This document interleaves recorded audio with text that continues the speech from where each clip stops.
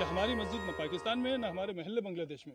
हम इसी हिंदुस्तान के निवासी हैं, इसी हिंदुस्तान में हम रहे हैं, इसी हिंदुस्तान में हम रहते हैं, इसी हिंदुस्तान के साथ हमारा रिश्ता है। इंदौर के महू शहर के जामा मस्जिद के इमाम को क्यों बोलनी पड़ी ये बात? आइए जानते हैं। क्रिकेट का एक टूर्नामेंट, भारत की जीत के बाद खुशी से झूम रहे लोग। इस खुशी में एक जुलूस निकलता है। रैली जैसे ही एक मस्जिद के पास पहुंचती है, लड़ाई झगड़े शुरू हो जाते हैं। दंगा छिड़ जाता है। लोग निकल निकल कर एक पक्ष को दोष देने लगते हैं कि उन्हें भारत की जीत हजम नहीं हुई। घटना है इंदौर के महू शहर की, जहां जामा मस्जिद इलाके से जुलूस निकलते ही लड़ाई झगड़ा शुरू हुआ। लोग मस्जिद से निकल रहे लोगों को इस दंगे का दोष देने लगे। सच में क्या मस्जिद से निकल रहे लोग ही गलत थे? इस मामले पर जामा मस्जिद के इमाम ने पर्दा उठाया है। एक प्रेस कॉन्फ्रेंस कर काजी मोहम्मद जाबिर ने उस दिन हुई एक एक घटना की जानकारी दी है। मीडिया से बात करते हुए इमाम ने बताया कि जब विजय जुलूस निकला तो लोग केवल भारत माता के नारे नहीं लगा रहे थे, वे और भी अलग तरह के नारे लगा रहे थे। मस्जिद के अधिकतर लोग तरावीह की नमाज अधिक देर तक पढ़ते रहे ताकि जुलूस आगे निकल जाए। बाकी बचे हुए लोगों को निकलते देखकर नारेबाजी शुरू हुई। इस पर विवाद हुआ। विवाद को कुछ लोग सुलझाने की कोशिश कर ही रहे थे कि जुलूस निकालने वाले पक्ष की ओर से किसी ने मस्जिद की ओर सुतली बम फेंक दिया। वो एक उपद्रवियों की भीड़ थी। वो इंडिया की जीत के नाम पर मस्जिदों और धर्म स्थलों के बाहर सिर्फ शोर शराबा करना और नारा करना उनका काम था। लोग नमाज से जब निकले हैं तो उस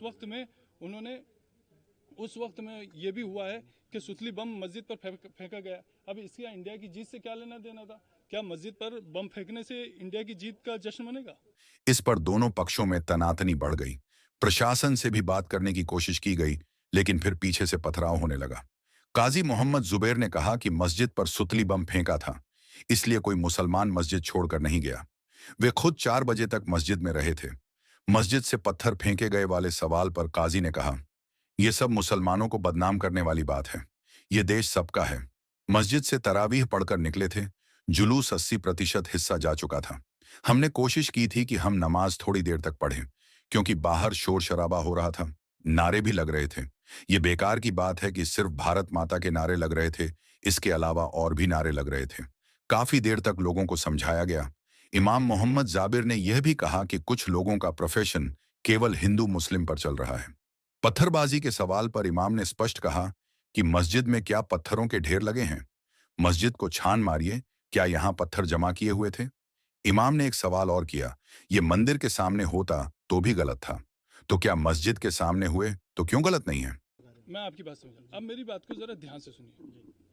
यहाँ मस्जिदों में पत्थर के ढेर लगे हैं क्या?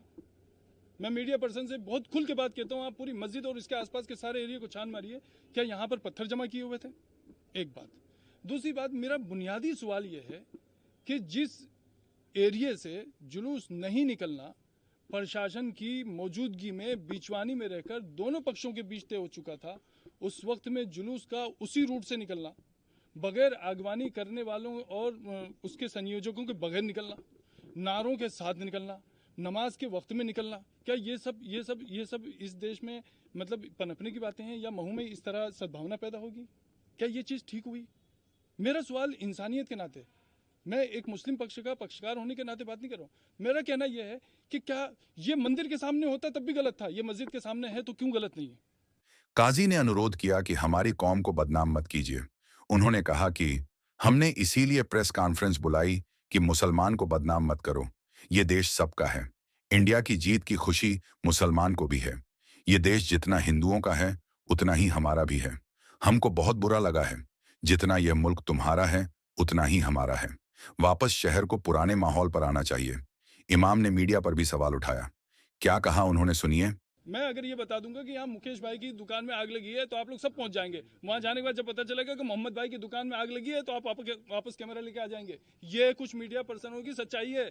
जामा मस्जिद के इमाम की बातों को सुनते हुए, घटनाक्रम को परत दर परत समझते हुए सवाल उठता है, एक खेल जीतने की खुशी एक शहर में नफरत की आग में कैसे बदल गई? क्या इस तरह के विवादों का कोई हल है?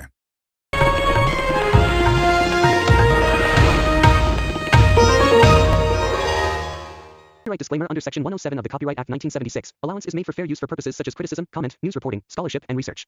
Fair use is a use permitted by copyright statute that might otherwise be infringing.